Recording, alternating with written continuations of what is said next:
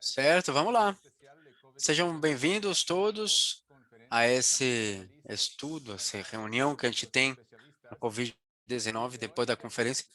Hoje vamos falar de algumas perguntas que não conseguimos responder durante a nossa fala. Muito obrigado a todos por estarem junto aqui e daqui a pouco sei que eles vão se apresentar. Antes de começar, algumas mensagens sobre o projeto Eco. A ideia é fazer uma comunidade e poder conhecer a cara de todos. Então, por favor, se der para, será ótimo. O microfone deve ter o chat para perguntas, para a equipe central. E temos uma lista enorme de outras coisas. Fica à vontade se você tiver também alguma outra dúvida aí para deixar no chat. Então, se não der, pode fazer uma outra sessão. As perguntas são feitas para cada pessoa. Em caso a gente precise de uma resposta sua, a gente vai se manifestar. Tem também tradução, está ali na opção de interpretação. Tá bom? Vamos lá. Então, vamos começar. Eu vou dar uns 30 segundinhos aí para cada um para se apresentar. Dr. Henry Cohen. Certo, muito obrigado. Eu sou Henry Cohen, diretor de Supercap para a América Latina e estou na Universidade da República, Montevideo, Uruguai. Certo? Doutora Coburn, por favor. Olá. Doutora Laila Walk Coburn, de Atlanta, Georgia, infectologista. Zarifa Curi, por gentileza. Zarifa Curi. Zarifa está com tradução? Não está. Oi, Zarifa. Então, vamos Tá. Dr. Robinson. Então vamos, doutor Robinson Camargo, por gentileza. Boa noite a todos, é um prazer estar aqui. Meu nome é Robinson Camargo e eu sou do Eco São Paulo. Obrigado, doutor. Então, doutor Jorge Mera. Jorge Mera. Médico Olá, todo mundo. Médico infectologista aqui na Nação Cherokee, Oklahoma, Estados Unidos. Arturo Rebolhón, por favor. Olá, todo mundo. Do Panamá, pesquisador da Universidade de South Florida. E, de novo, tentando aqui com a Zarifa Curi. Será que está por aqui? Boa tarde a todos, a todas. É um prazer estar aqui com vocês. Eu sou Zarifa Curi, sou infectologista, trabalho no Instituto de Infectologia Emílio Ribas, na Secretaria da Saúde da cidade de São Paulo. Muito obrigado e muitas graças por estar aqui com nós. Muito bem, muito obrigado, doutora. Estamos aqui juntos, vamos ter uma sessão apenas de perguntas e respostas. Vamos começar então com o bloco de perguntas sobre vacinas. Vacinas e um pouquinho também de manejo clínico de Covid-19. O segundo bloco vai ser sobre experiências nos países da América Latina, saúde. Depois vamos concluir com ECO, algumas perguntas sobre ECO, tá bom? Plataforma e o modelo de ECO. Eu acho que você já tem algumas perguntas, né, para começar a respeito das vacinas, Elsie. Pois é, eu queria perguntar para a doutora Coward se ela pudesse, por gentileza... Bom, a gente tem uma pergunta aqui da Dora Montiel. No meu país, tem pessoas que receberam a primeira dose da Sinopharm e perguntam se pode mudar de vacina a uma que tenha maior eficácia. Ou seja, se vacinar com a Moderna, por exemplo, agora especificamente nessa época que está todo mundo com pausas, né, nas vacinas, Johnson Johnson e outras vacinas, muitas pessoas começam a ter essa dúvida, se poderiam eventualmente pensar em esperar para a segunda vacina de uma marca diferente, talvez que eles sintam que sente que é melhor, que tem de repente mais eficácia, menos complicações, coisa do tipo. Pode fazer esse esclarecimento para nós, por gentileza, doutora? Com certeza, Elcio. Obrigado pela pergunta. É uma ótima pergunta, aliás. Uma pergunta que os pesquisadores lá na Inglaterra já também se fizeram eles mesmos, né? Começaram a vacinar todo mundo com AstraZeneca, né? Um vetor de adenovírus, e foi postergado por 12 a 18 semanas. A segunda fase, parte da pesquisa, é que eles vão tentar imunizar com Pfizer ou Moderna, para ver se booster ajuda, né, a ter uma eficácia mais importante ali com as variantes de interesse que a gente tem. Ou seja, estamos estudando. O que acontece se eu não conseguir ter um esquema, se eu não completar o esquema? Se eu não completar o esquema, eu vou ter uma imunização parcial. Nós sabemos que, pelos estudos, né, que a gente tem no preprint e também no que aconteceu lá na China com as notícias, se você imunizar só uma vez, você tem 50% da eficácia. Mas se você imunizar a segunda vez, você pode ter uma eficácia de 50%. E isso aqui é um vírus atenuado, muito diferente da plataforma da AstraZeneca, Johnson Johnson e da Sputnik 5. Acontece que as pessoas vêm aos Estados Unidos, vêm fazer a imunização, né? E normalmente eles vão ter uma reação mais severa, né? Para a tractogenicidade, né? Não há nenhuma contraindicação, a não ser o fato que eles têm que vir até aqui e completar o esquema.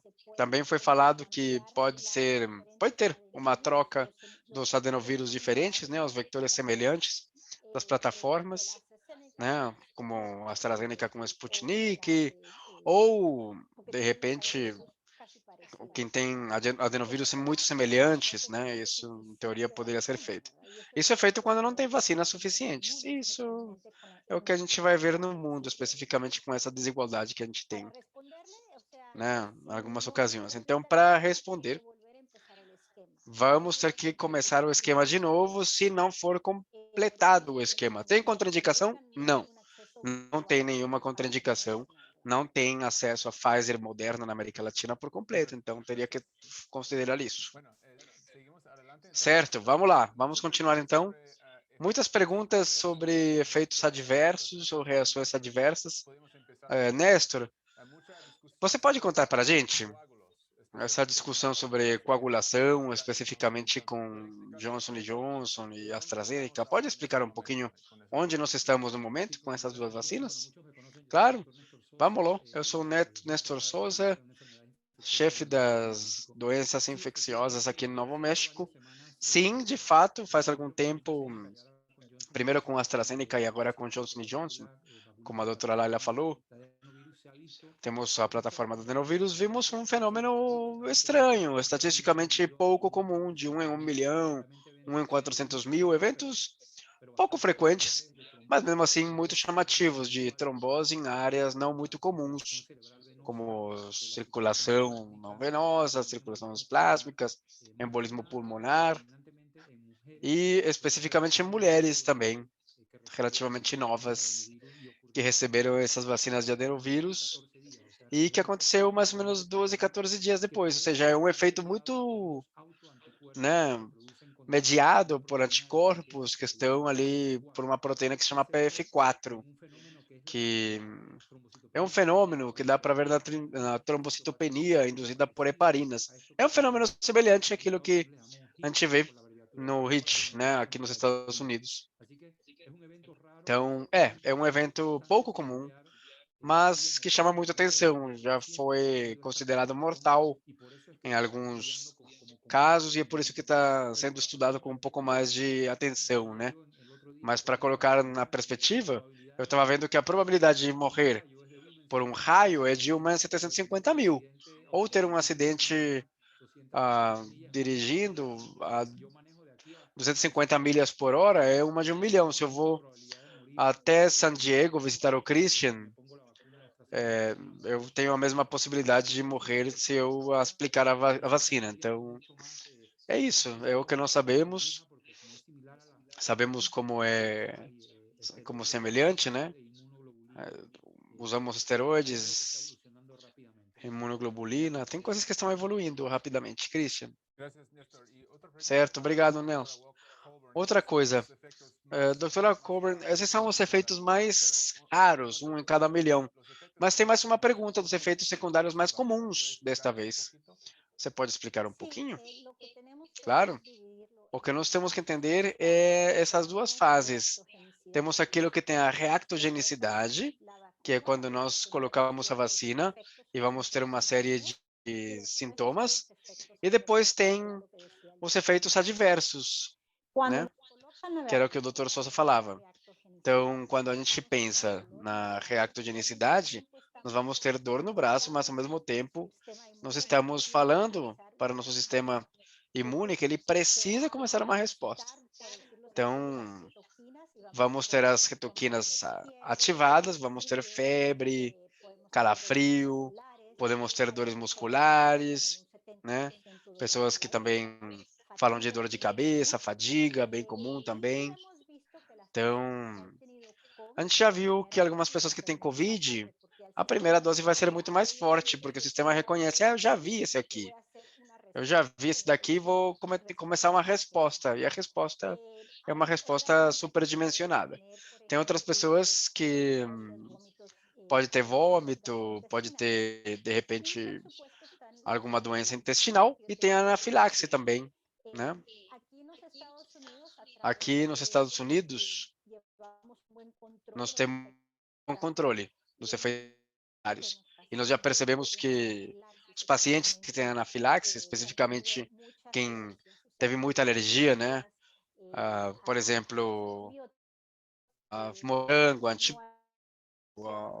pólen, nem tanto. Mas tem uma resposta, né, de macrófagos ativados, geralmente são pessoas que têm que observá-las 30 minutos. Especificamente tem um estudo agora que vai ser analisado para ver como essas pessoas podem começar a reagir e se dá para premedicar. Ou seja, tudo isso é interessante, a gente pode entender como a fadiga vem, a fadiga é o que surpreende bastante, né? Então, não quer aplicar porque se sente mal, né? E depois tem os efeitos secundários, como a trombose, que nós estávamos falando com o Dr. Souza também. Alguma coisa? Sim, por gentileza. Vamos lá. Dr. Cohen, fala. Uma perguntinha, Jorge, para ti. Eu entendo o que você falou do baixo risco de vacina, a gente já sabe disso, mas isso não tem a ver com a reação hiperexagerada da Agência Europeia e da FDA? Você pode explicar essa parte? Porque essas resoluções afetam todo mundo. É. Olha, um efeito que às vezes é letal. Acho que essa combinação e esse fenômeno, como é visto, né? É visto em pessoas mais jovens, o benefício que te oferece a vacina é evitar a Covid, né? E nesse grupo de jovens, a mortalidade é mais baixa, se comparado com alguém de 75 anos, não sei. Então, acho que essas agências estão ali tentando entender, né? É uma complicação, pode ser grave se apresentar. Mas se acontecer com uma pessoa vacinada de 25 anos, essa pessoa possivelmente tinha uma probabilidade relativamente baixa de morrer de Covid e está enfrentando esse risco também bem raro, né, de ter uma trombose ou coisa do tipo. Então, uma pessoa de 70, 75 anos seria irrelevante o risco. 1 em 1 milhão, né? Sim, é bem melhor do que 1 em 200. Então, é isso que tem motivado esse tipo de olhar mais cuidadoso que as agências regulatórias têm feito. Tem também um pouco de superreação, mas eu acho que é importante para poder ter esse processo um pouco mais crítico, né, de entender melhor do que é que estamos falando com esses fenômenos de coagulação também. Certo, muito bem. Hoje saiu uma referência interessante na de correspondência no New England, né? Trombocitopenia trombótica depois de vacinação com AstraZeneca, por exemplo. É um caso, mas vale a pena entender, ler, para ver o que nós estamos fazendo hoje, né? Pois é, doutora, obrigado. E aí tem aquela outra pergunta para Arthur. Na conferência que eu estava, o senhor falou da importância de ter a comunicação, né, com o público. Como nós devemos pensar nesses riscos pequenos? Como devemos nos comunicarmos com os doutores, com os colegas e com o público a respeito desse risco? Acho que essa é a pergunta que todo mundo quer saber, né? A primeira coisa é isso, que tem que focar nas vantagens que tem as vacinas. Porque, como foi falado também, o doutor Nelson disse, são eventos raros. Eu não sei se vocês já perceberam ali nas redes sociais como aparecem comparações de eventos raros, né? E comparam com, sei lá, com cair um raio, atropelar um trem, morrer por causa de um atropelamento envolvendo um avião. Assim, são eventos absurdamente raros. Mas quando eles falam da coisa ruim, parece que é uma coisa realmente ruim mesmo, né? A questão é essa, a questão é que a comunicação não tem sido boa em todos os países. Então a gente precisa entender isso. Então temos que alinhar no nível de país, né? Como comunicadores, mandar uma única mensagem simples. As vacinas salvam vidas. Tem eventos adversos que são raríssimos. Se vacine assim que puder. Simples. É por ali que a gente deveria falar, né? Então, sempre falando de benefícios. Pois é. E tem esse fenômeno psicológico que é o fato de. Acho que o ser humano entende muito bem o que que é risco, né? Um conceito probabilístico ali. Mas tem um fenômeno também que normalmente as pessoas têm o risco, entendem o risco de fazer uma coisa, em vez do risco de não fazer uma coisa, né? Não sei se é claro. Então, você fica com mais medo de fazer uma coisa do que de não fazer uma coisa. E é complicado, eu sinto, né? Vai para um lugar achando que você vai ter um problema, o risco pode ser 1 em 1 milhão, mas se for de uma coisa que você deixou de fazer, você até assume esse risco, né? A gente vê bastante isso. O risco de não fazer é risco também. O risco de não enfrentar uma vacina, esses riscos talvez são mais altos para uma pessoa do que o risco da vacina em si, eu acho, né? Com certeza, com certeza. Muy interesante, Arturo, muchas Bem gracias. interessante isso, Arturo, obrigado. Queria só dizer 2 coisinhas. Eu queria também complementar ao que o Arturo falou. A melhor vacina é aquela que você tem à mão. E segundo, uma questão interessante também, eu trabalho com um grupo que se chama Grupo de Assessoria Honorária da Presidência da República. Estamos trabalhando já com Covid faz um tempo. E uma coisa que me chama a atenção é o socioeconômico e comportamental desse grupo, né? E uma coisa interessante que eu vi numas enquetes que são feitas todos os meses é que as pessoas vão vendo doentes cada vez mais, mas acham que são os outros que vão ficar doentes, não eles. E isso eu acho bem interessante ali para analisar a comunicação própria que deveríamos, né, tirar. Verdade, muito bom. Mais alguma coisa ali? Pois é, não, eu só queria o que as pessoas fazem é se relacionar também, relacionar a nova informação com informação antiga que já existe, né? Que eles já têm antes do evento. Então, sinto eu que os coágulos, tromboses, etc., não é uma coisa que seja tão rara. Muitas pessoas na população têm coágulos, têm ah, trombose, ou conhece alguém que tem. Então, é relacionar isso com aquilo que eles já conhecem, né? E só Então é bem importante que a mensagem seja bem clara, que não é a mesma coisa, não é a mesma trombose que a gente. Acho importante falar isso, porque no fim das contas a gente percebe que tem muita gente que está cancelando as vacinas ou cancelando a segunda dose, estão se sentindo inseguros, não sei, tem muitos cancelamentos, né? Por causa desse assunto, desse temor que está sendo relacionado com algo conhecido, algo que eles têm medo disso. É verdade. Mera. Doutor Mera, me ouve? Doutor Mera, Doutor Mera, uma perguntinha aqui sobre a relação entre vacinas COVID-19 e vacinas de influenza sazonal. E a outra questão, um pouquinho mais difícil, o senhor acredita que a gente vai precisar de um booster ou uma outra dose de vacina para COVID-19 no futuro? Pois é, obrigado. Boa pergunta. O que é indicado é não aplicar nenhuma vacina dentro das 2 semanas de quando foi aplicada a COVID. Não porque tenha dados que seja um problema ou o que for. É porque faltam dados, basicamente, né? Quando tiver mais dados ali da interação entre as vacinas, possivelmente vamos conseguir administrar. Mas, por hora, a indicação é distanciar as 2 semanas. Quando tem essa COVID, a gente tem que pensar nesse cuidado de não fazer errado, né? Se a gente vai precisar de reforço, a minha opinião e todos os dados, eu acho que sim. Acho que a gente vai precisar sim.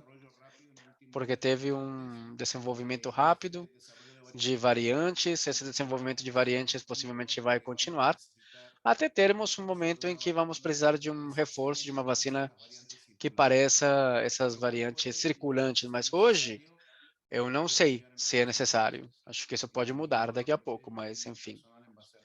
A minha opinião é baseada nos dados que eu vi por aí. Pois é. E pensando um pouquinho nisso, Pfizer, ele pensando no que aconteceu com o Pfizer, se falou que teríamos um booster, né, daqui a um ano, e que será anual. Então, pensando nessa medida, né, quando a gente pensa nas vacinas, já se sabia que algumas variantes vão precisar realmente do booster daqui a um ano. E vai ser que nem influenza, eu acho. Certo, obrigado. Como é que é, doutora? Pode repetir? Pfizer hoje anunciou O durante presidente da Pfizer hoje falou... Não repetir. Se você pode compartilhar a origem. Tá bom, certo. Só um minuto. De nuestras colegas de Brasil también. Aqui eu queria ouvir os brasileiros um pouco. Essa pergunta vem Ezequiel Rojas e pertence a essa dúvida de quem deve receber a pergunta primeiro. Qual foi a população mais vulnerável para contágio ali com COVID-19 nesse momento dessa pandemia? Robinson, consegue responder isso daí? A população mais vulnerável é a que sempre foi vulnerável, né? Pobres, periferia, pretos, né?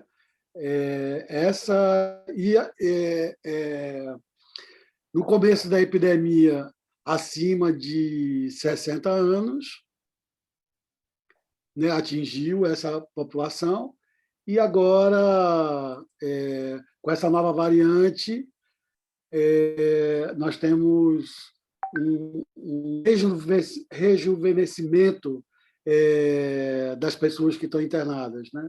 Hoje tem um número bastante expressivo de pessoas abaixo de 50 anos.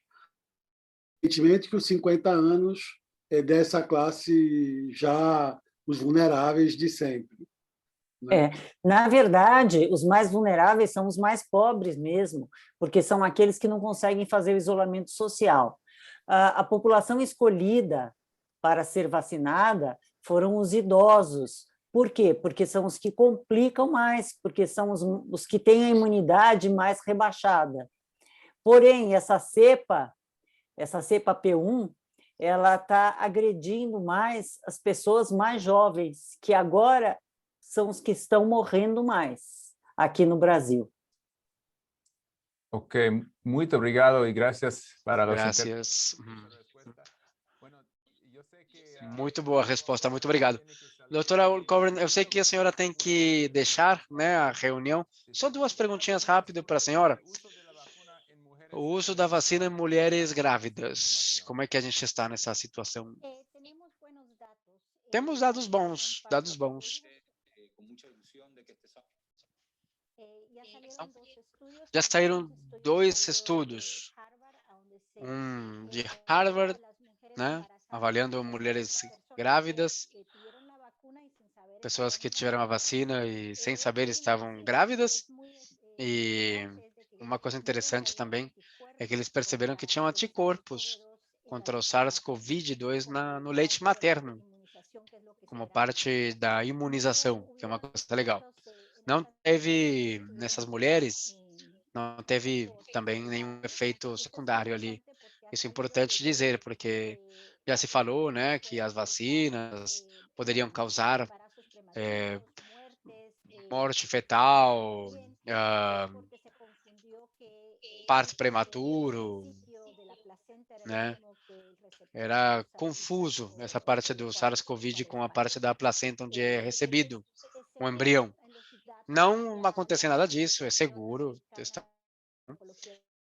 A Associação de Ginecologia e Obstetrícia falou também que o risco e benefício é muito bom. Como pode ser comparado com o uso de antibióticos? Antibióticos a gente tem com os riscos e benefícios e ali é comparável com isso. É uma categoria C, que seria nas grávidas, né? Certo. Mais 2 coisinhas, por gentileza, antes de acabar seu turno por aqui. Uma pergunta aí em idade escolar, adolescente, algum progresso? Sim, a Pfizer já fez o seu primeiro estudo de 12 a 16 anos. Está tentando ver se dá para começar com crianças de 12 anos e já estão na fase 3 de crianças de 8 a 12 anos, né? Então, daqui a finais de agosto, vamos ter muita informação. Mas, enfim, quando for de 12 a 16 anos, eu acho que a gente já vai ver alguns resultados. E possivelmente nos próximos meses vamos ter idades que nem 8 anos. Mas para criança recém-nascido, é muito interessante entender isso dos anticorpos no leite materno, porque não teria que vacinar vezes como seria uma sugestão anterior. E última pergunta para ti é sobre vacunas e variantes. Onde estamos com as vacunas que temos? Certo. Onde estão as vacinas que estão disponíveis e como pode ser protegido contra as variantes que temos? Bom, a gente já viu várias variantes, né? A gente já falou das mais famosas, da Grã-Bretanha, África do Sul, Brasil, agora tem a variante, o Diablo, né? Que vem da Califórnia, não tem nada de diabo, mas eles chamaram de El Diablo, porque vem da Califórnia, sei lá o quê. Então, eles mutam a tirosina na spike, né, na espiga. Isso faz com que a vacina não seja tão eficaz. Se a vacina vem sendo 94, 95%, nas variantes pode baixar até 60%, por exemplo. Mas ainda dá uma imunidade ótima para evitar que essas pessoas acabem na UTI com essa eficácia de 60%, né? Então, era importante. Essa era a ênfase de procurar ali um booster ou fazer algum outro tipo de vacina, né, para poder evitar essas variantes.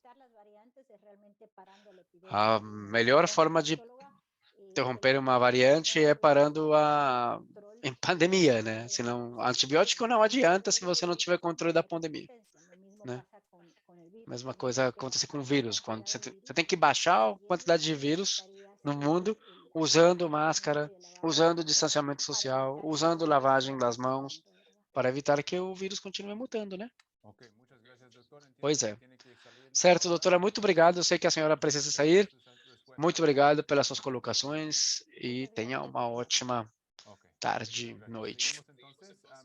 Algumas perguntas aqui de manejo clínico e eu queria a opinião do Dr. Cohen Sider e Dr. Camargo e Cury a respeito disso. Aqui, anticorpos monoclonais. Carlos Lopes pergunta, está disponível algum tratamento com monoclonais na América? Começamos com Henry Cohen. Nos preocupa mucho y es Essa é uma questão que preocupa. É mais uma aresta da disparidade do mundo. Se falava ali da dificuldade de acesso às vacinas, né? Nos países da América Latina, algumas vacinas não estão disponíveis e estão disponíveis para um número inferior de pacientes, né? Mas não para a população ampla, não como uma ferramenta de uso de saúde pública. Primeiro, pela questão de custos, e segundo, ou além da questão da disponibilidade ainda escassa para aquelas empresas principais, para que possam transportar e cadastrar, etc. No Uruguai não tem, e sei que na América Latina também não tem muito. Tá, doutora Curry? No Brasil também não. Mesmo. Não dispomos de anticorpos monoclonais para uso clínico, não temos. Ok. Obrigado. Segunda Certo, obrigado, doutora. Manejo de coágulos depois da doença. A Sandra Gabriela Tapia pergunta isso. Trombose secundária está associada a uma reação trombótica específica? Se for o caso, o que devemos usar para evitar esse problema? Doutor Camargo, nos seus hospitais, algum protocolo ali para evitar coagulação depois da saída do hospital? Eu queria deixar a Zarifa responder isso, que ela está na linha de frente da Covid. Ok. Sim, nós temos um protocolo, sim, do Instituto de Infectologia Emílio Ribas para os internados. Para os internados, nós usamos o score de Pádua, e no score de Pádua, nos internados, quando o score de Pádua é acima de 4, se o score de Pádua é acima de 4, se o dedímero acima de 3.000, nós usamos o enoxaparina, né? Acima de 3.000, enoxaparina de 1 miligrama por quilo, de 12 em 12 horas, e abaixo de 3.000, 1 miligrama por quilo. Se o score de Pádua abaixo de 4, e o dedímero abaixo de 1.500, a gente faz, se for menor que 60 quilos, 40 miligramas menor que 80 quilos, 40 miligramas de enoxaparina, e acima de 80 quilos, 80 miligramas subcutâneo por dia. Isso para o paciente internado. Depois da alta, a gente dá o Clexane, o Xarelto, desculpa, o Xarelto 20 miligramas, uma vez ao dia, por 28 dias. Ok. Gracias, muchas gracias. E outra pergunta para Henry Cohen. Henry Cohen. Estão enfrentando pessoas com síndrome de COVID persistente, ou long COVID, como é chamado em inglês. Que protocolos, que a gente pode fazer para pensar nesse espaço? Pois é. Não posso falar de protocolos, eu não estou na linha de frente, né? Ok. Os colegas do Brasil, tem algum Colegas do Brasil, algum protocolo para essa gestão de pacientes com o que eles falam de COVID persistente? Sintomas de 2 meses, 3 meses? Os sintomas, desculpa, eu não entendi, de insuficiência de quadro respiratório? Não, o síndrome de fatiga, de dolor de cabeça, de essas Dor de sintomas cabeça, fadiga, o que a gente chama de COVID persistente. Sintomas que duram mais de 1 mês depois da infecção. O que a gente costuma fazer? O paciente que recebe alta, a gente costuma deixar ele em fisioterapia, principalmente fisioterapia respiratória, para evitar fibrose pulmonar. Então, a gente deixa eles em equipamentos de fisioterapia mesmo, respiratória, só. Ok, obrigado. Ok, outra pergunta de saúde Muito pública. bom. Saúde pública, pergunta de saúde pública para a doutora Rebollon. É uma pergunta até controversa, eu acho. Com o cansaço dos trabalhadores da saúde, abrir escolas parece uma boa ideia, né? É uma controvérsia isso mesmo. E a gente vai ter que analisar ali do país e da localização onde você estiver. Já tem critérios, né? Critérios do CDC que falam que o vírus muda de comunidade, que tem grande quantidade para a escola, não da escola para a comunidade, né? Já tem esses estudos. Então, é importante fazer uma análise geográfica baseado nos casos por população e você vai tomando decisões. porque vamos ter muitas áreas que têm poucos casos e pode abrir a escola, mas o consenso é ir abrindo aos poucos, de forma voluntária e híbrida, na grande maioria dos casos, para reduzir o risco de que não seja um choque, porque nós sabemos que as escolas não são apenas os prédios, é o sistema de transporte, é os restaurantes, que as crianças vão comer em algum lugar, e isso pode ser mais complicado, né? Hay que controlarlo y enfocarse. Então, é legal controlar e tem que focar na educação também. Não somente no problema, mas também na solução, gente. Não sei como está nos países, mas o Panamá tem mais de 16 meses que as escolas estão fechadas. Para a gente está sendo bem complicado, é uma decisão bem difícil mesmo, não abrir escolas agora, nesse instante. Aqui no Brasil, esse é um tema bastante Sí, ese es polêmico. un asunto polémico, es poco, la verdad. Las escuelas estaban cerradas.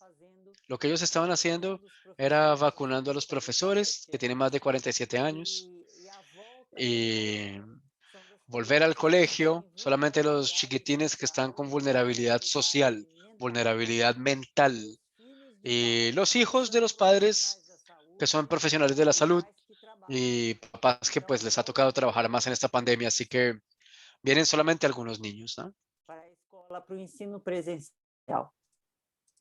Gracias. Una pregunta para Jorge Mera. ¿Por qué Por que é importante ter registros de pessoas vacinadas e porque como você usa no seu trabalho nos Estados Unidos? Ter um registro é muito importante sempre, em qualquer patologia, né? Para poder modificar as intervenções, né? Queremos vacinar quanto mais pessoas for possível, né? Entender também como poder convencer para quem não se vacinou ainda. Então, a gente tem esse registro e usamos para isso. Aqui na Assunção Cherokee, no estado de Oklahoma também, já tem vacinação para quem quiser. Não tem nenhuma restrição, nada do tipo. Mas nem todo mundo vem se vacinar. Então, é importante. Eu acho que esse registro vai ter que ser feito nos passaportes vacinais. Então, já está se falando desse assunto. Se eu estou vacinado e tenho testes com passaporte, ou seja uma questão digital, o que for, entrar num restaurante, viajar, o que for. Acho que essa é a importância, né? Pode ter uma utilidade prática para poder ter novas regras de jogo, né? Una pregunta que viene en el chat para las colegas de Brasil, de Itza Barahona. Itza Barahona pergunta uma coisa aqui para os colegas do Brasil. Poderiam comentar um pouquinho da mortalidade infantil por Covid no Brasil? As notícias falam de coisas bastante alarmantes. Mortalidade, o Robson quer falar, mortalidade é pequena. Mortalidade é pequena, o número de crianças acometidas é pequeno também. Agora que nós estamos tendo um número de internações, no começo do ano passado, nós quase nem tínhamos internações. De criança, realmente continua ainda bem, continua baixo. E o que vem aumentando muito é de pacientes em torno de 40 anos a 50 anos. Gracias. Y pueden clarificar para nosotros... Certo. Pode esclarecer também ali... Bom, é um exemplo, né? Que as notícias não são sempre a verdade, não sei. Mas tem notícias que dizem que a P1, essa variante, está atacando mais os jovens. É isso mesmo? Essas estatísticas que vocês têm? Verdade. Estão acometendo, é uma cepa que parece ser muito mais agressiva do que a outra cepa original e acomete mais jovens. Pelo que a gente está verificando, a doença ela se agrava logo nos primeiros dias A gente está verificando um quadro clínico que se agrava logo nos primeiros dias e é um quadro clínico muito mais agressivo.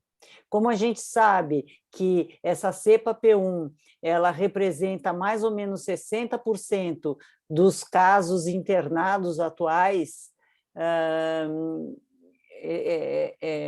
mudou o quadro clínico desse ano em relação ao ano passado. Gracias. Doctor Cohen, ¿tiene comentario?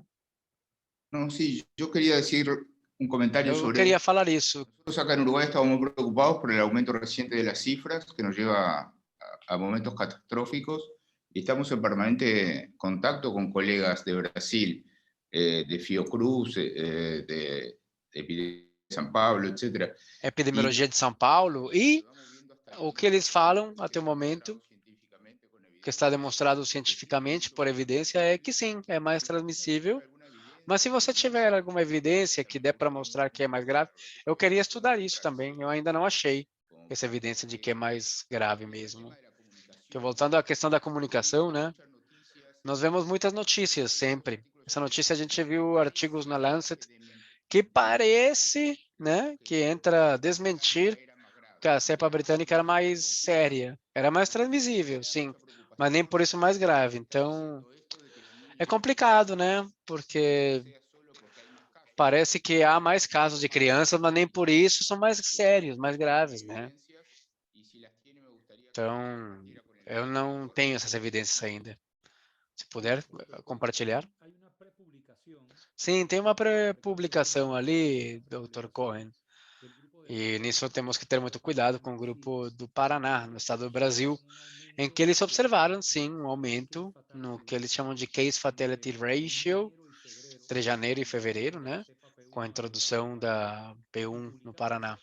E publicaram essa experiência. E eles explicam lá que, sim, que uma das possibilidades é isso, que a letalidade da cepa P1 seja maior, porque, curiosamente, os casos estavam baixando nesse momento. Então, não podia culpar o colapso do sistema de saúde nesse momento, e sim uma mudança na patogenicidade.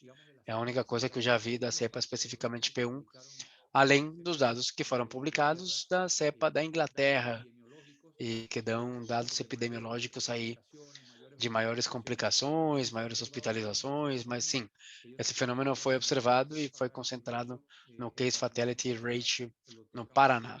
Não sei se os doutores brasileiros... Claro, mas é isso que eu acabo de falar.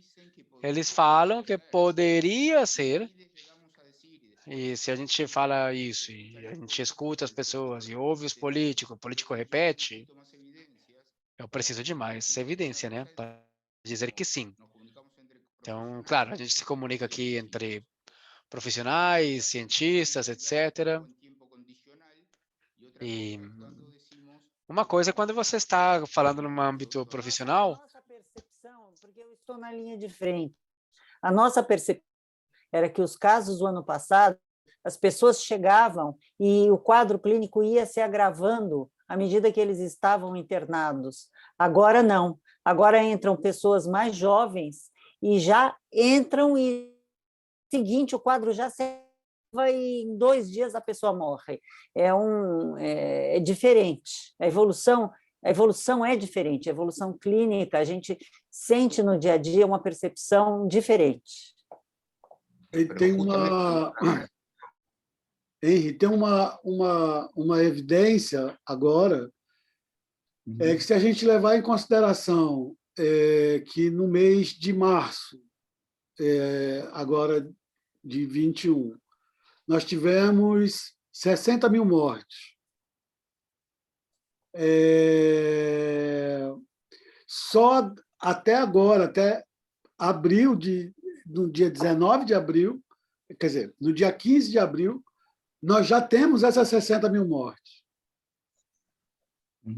A velocidade de complicações, e óbvio que tem a questão do colapso do sistema e tudo mais, mas assim, a impressão que a gente tem é que é muito mais agressivo e muito mais grave. Sí. Pero tuvieron un evento de super spreader en Carnaval. hay que considerar todo, mis Vocês amigos. tiveram um super spread no carnaval também, né? E a intuição não chega, a impressão também não chega. É uma questão mundial, né? E todos os cidadãos estão querendo nos ouvir.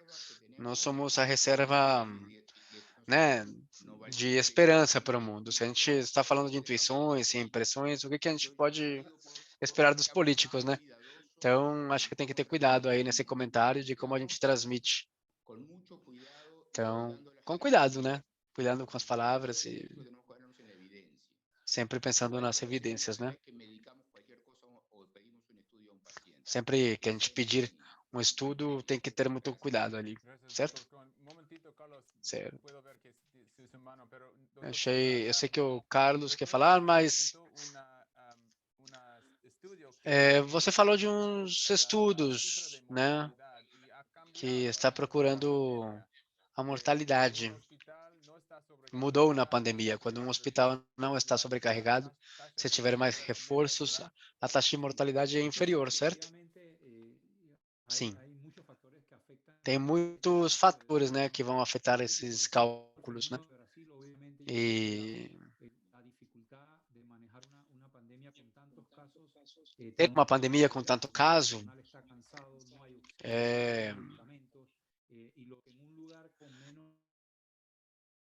e quando tem poucos casos, às vezes os pacientes não chegam também. Então, eu tenho colegas no Peru e porcentagem importante dos pacientes nem chegam no hospital, não chegam. Morrem em casa, no sofá, na cama, etc., né? É bem dramático. E então é complicado. Isso afeta muito a resposta, evidentemente. E é o que muitos têm tentado evitar, né? O colapso do sistema de saúde para tentar manter, né, o mínimo de suporte, oxigênio e tudo mais. Sim, Carlos? Uma dúvida para o Dr. Camargo e a doutora Cauri, por gentileza. Sempre pensando nessa questão, né, de P1 e essa teologia multifactorial, né, de porque os pacientes podem estar morrendo com P1.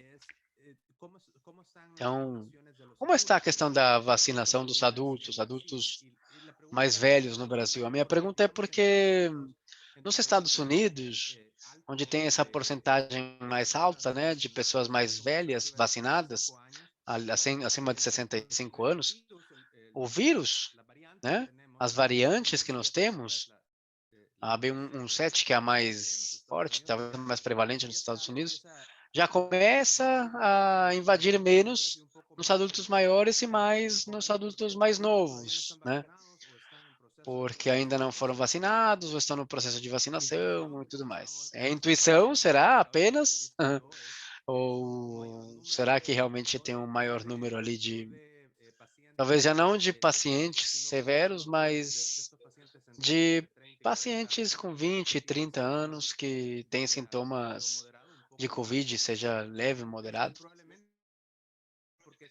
Porque, bom, esse é o grupo de população mais velho que ainda não foi vacinado, certo? Queria entender com vocês como é que está a vacinação aí no Brasil e será que a gente está vendo mais pessoal mais novo porque eles não têm a vacinação ou como vocês acham? Ou a P1 é mesmo mais forte? Então, hoje em dia, nós estamos com a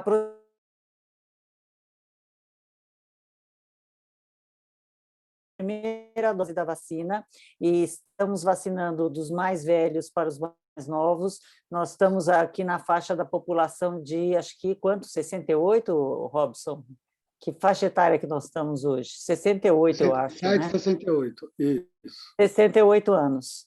Então, dos mais velhos para os mais novos. Estamos na primeira dose da vacina, 12% da população com a primeira dose da vacina. Com a segunda dose da vacina, eu acho que nós não temos 3% da população. Não sei se é isso, mas não sei se é por isso que a gente tem os mais novos, se isso é uma explicação. Não sei se isso explica tudo. Pode ser alguma parte da explicação, mas eu acho que não é toda a explicação, não. Eu acho que Isso não explica tudo, não. Minha impressão, mas é isso. Obrigado. Vamos a terminar Claro, com os graças. últimos Ok. 10 A gente fecha nos últimos 10 minutos aqui, gente. Uma dúvida ali para o doutor Rebollon, voltando aí à pergunta de saúde pública e como nós podemos melhorar, né, a questão que tem realmente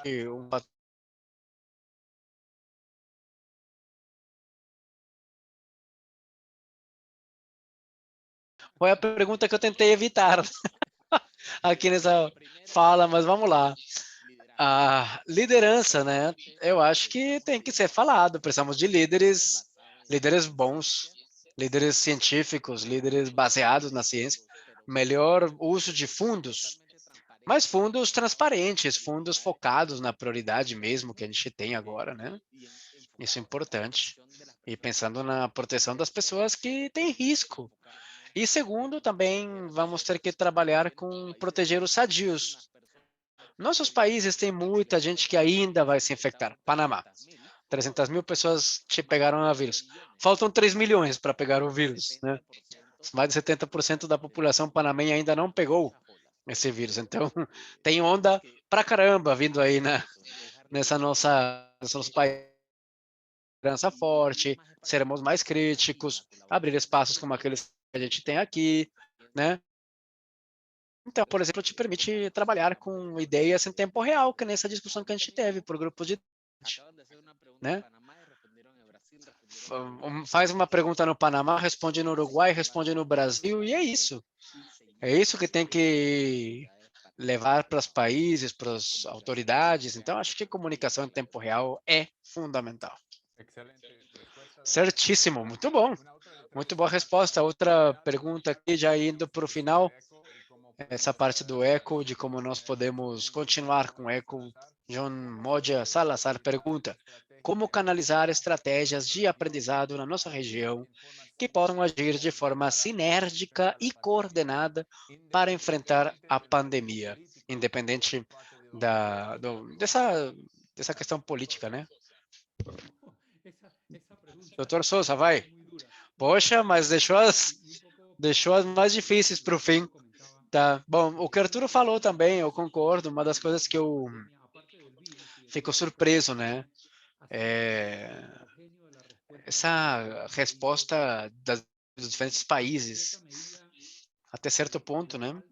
A falta de harmonismo de algumas organizações, isso me surpreende muito. Eu não sei se é porque é popular em outros países, mas, enfim, na minha fantasia infantil, eu esperava uma resposta a favor da ciência, né? Eu achei que isso ia acontecer e não. Então, eu imaginava a OMS ou, né, liderança forte, enfim. Não aconteceu com o CDC. No governo anterior também não aconteceu. Então, isso me chama atenção, como a gente está longe da ciência, né? E, enfim. Então, essa linha vertical do que tem que ser feito sempre teve essas dúvidas, grupos anticientíficos que vão, né, falando dos sociais, vão confundindo a população e os especialistas também, e os especialistas e os tomadores de decisão também. Acho que enfrentando a próxima pandemia, reflexão a respeito que vai ter outra pandemia e vai ter melhores redes sociais do que a gente tem hoje e mais empoderamento né, da população. Então, acho que vale a pena a gente falar disso. Certo? Vamos finalizar com alguns slides. Elsie, Carlos, alguma coisa?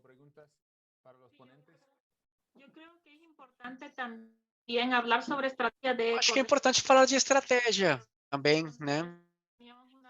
Temos uma reunião específica disso especificamente, né?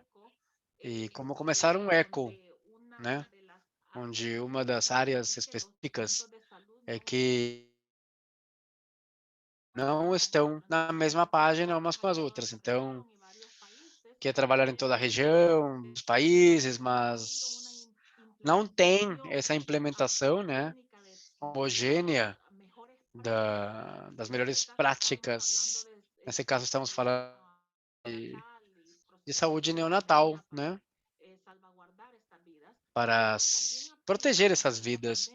Mas isso aplica também na questão, acho que é muito importante, sim, que nós que estamos aqui falando de eco, possamos levar essa mensagem, assim vamos focar todos os especialistas, podemos também pensar nesses outros ecos, onde os departamentos de saúde estejam juntos e possamos trazer aqui discussões importantes, ações importantes para ir criando essa estrada que vai nos levar finalmente lá na frente, que a informação flua apropriadamente, com maior rapidez, com um modelo de fidelidade que nem a Eco. Certo, César? Muito obrigado. Palavras finais? Nada. Agradecer muito, né? Doutor Camargo, doutor Rebollon, doutor Meg, doutor Corren, doutor Efraim Pérez, Elsie, né? Todo mundo que está aqui, é uma honra estar com todos vocês aqui, com todos os participantes. Sempre quem está aqui, Baraona, Carlos Eduardo, doutora Cury, né, Dr. Robinson, Elsie, muito obrigado a todos por essa participação, que a gente possa continuar, né, tomando esse balanço aí entre aquilo que é clínico e aquilo que é consciência, né, e relatos importantes. Tá bom. Vamos fechar, então, somente a última mensagem para os panelistas, para os participantes aqui. Dr. Corren, por gentileza, qual a sua mensagem? Está mutado, doutor. Uma ótima reunião, gostei demais. Muito bom. Quem ainda está observando e quer começar, por favor, entre em contato, né? Com o Eco Uruguai, com os hubs em cada país, né? Nunca é tarde e nunca vão se arrepender. Dr. Mera, por favor. Muito contente também com esse evento e acredito que, como o Dr. Souza falou, tem muita desinformação, muita ignorância. Vacina contra a ignorância é isso, a informação. É isso que a ECO permite, né? Que possamos compartilhar e ter atitudes produtivas nos nossos lugares de trabalho, né? Certo, obrigado, Jorge. Doutora Rebollon, fala aí, por gentileza. Sim, a dizer que depois de um ano de uma pandemia, a gente já aprendeu muita coisa. E sabemos que nós, como cientistas e médicos, vamos ter que colocar a cara, né? Então, é isso. Paciência, gente, resistência e vamos lá. Estamos, né, ao dispor e não tenha receio de ficar ocupar espaço na mídia, porque se que vocês ocupam um espaço na mídia, tinha um espaço de alguém que vai falar besteira. Obrigado. E colegas do Brasil, alguma mensagem final? Obrigado por ter participado dessa reunião fantástica, desse espaço democrático que é o ECO. É uma reunião excelente, espero que continue e sempre que me convidarem eu vou ter o prazer de participar. Muito Maravilhosa obrigado. reunião. Muito obrigado. Doutor Camargo. Então, obrigado, boa noite a todos. É sempre um prazer participar do ECO. Eu acho que levar a informação, democratizar a informação é essencial nos dias de hoje. Então, é muito para nós, ficamos muito contentes em participar com a Latinoamérica todinha. É muito bom trocar essa experiência. Obrigado. Muito obrigado, estamos juntos. Muito bom, doutor, obrigado. Estamos juntos, como fala no Brasil, é isso, na luta. E, já que acho que tem uns slides finais, correto? Dá para ver o meu slide aí? Dá, sim, senhora. Tá bom, vamos lá. Eu sou Jackie Jones, especialista de programas aí com o Instituto ECO. E tenho algumas informações aqui, se tiver interesse em começar seu próprio eco, a única coisa que precisa fazer é isso aqui. Vamos ter algumas reuniões e treinamentos virtuais, né? Você pode ter essas sessões, vai ter perguntas que tiverem a respeito do eco, espanhol, português, qualquer coisa no meio, não tem problema. Alberto vai compartilhar os links desses documentos. Vamos ter isso no chat também. E vamos mandar por correios também, pelo e-mail, aliás. É um bom passo inicial. Vamos ter o treinamento virtual e pensar também nesse que está programado para do dia 7 de junho até o dia 11 de junho. Alguns requisitos para poder ir. Não são muita coisa, mas a gente tem qualquer dúvida, qualquer pergunta, só manda para a gente. Tá? Manda nesse e-mail que tem aqui. Temos essa informação aqui importante, em português, que está no chat. E temos uma sessão de apresentação também em português. Será na quarta-feira, 28 de abril. Então, para essa sessão, começa com uma apresentação para uma visão geral sobre o que é o eco. E depois temos 20 e 30 minutos para perguntas e respostas. Isso em português, vamos fazer outro em espanhol. E é isso, vamos mandar também um e-mail falando disso. Obrigado. Certo? Obrigado, Jack. Vamos então fechar aqui a nossa apresentação do especialista, Dr. Curry, Dr. Camargo, Dr. Cohen, todo mundo. Dr. Rebollon também, obrigado, Dr. Souza, pelo carinho de sempre.